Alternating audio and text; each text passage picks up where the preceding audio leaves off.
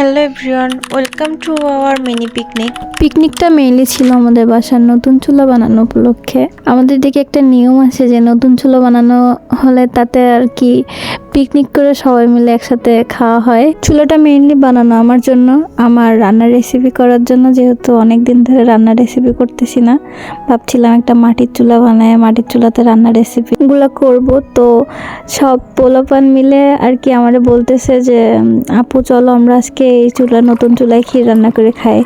তো যাও, ক্ষীর রান্নার প্রিপারেশন চলতেছে। প্রথমে নতুন চুলাটা ধরায় তার ভিতরে পানি, তারপরে পানিটা বড় করলে কিছুটা আতপ চুলাটা আমরা সবার বাসা থেকে তুলে আনছি আর কি। তো এটা রান্না শুরু করে দিলাম।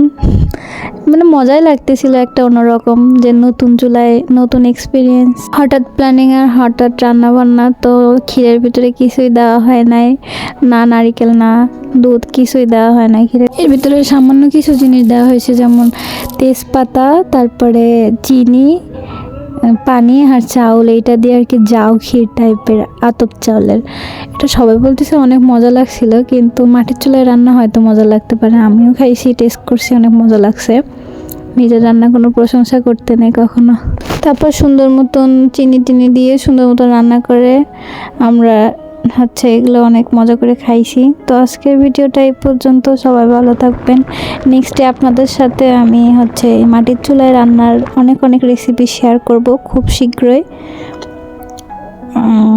একদিন এক একটা রেসিপি হয়তো শেয়ার করতে পারবো না, কিন্তু অ্যাক্টিভ হওয়ার চেষ্টা করতেছি নতুন করে আবার পেজে। সবাই দোয়া করবেন আর পেজটা ফলো দিয়ে দেবেন সবাই।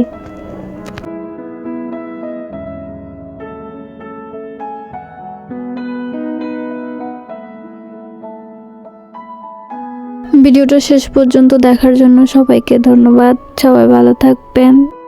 আল্লাহ হাফেজ।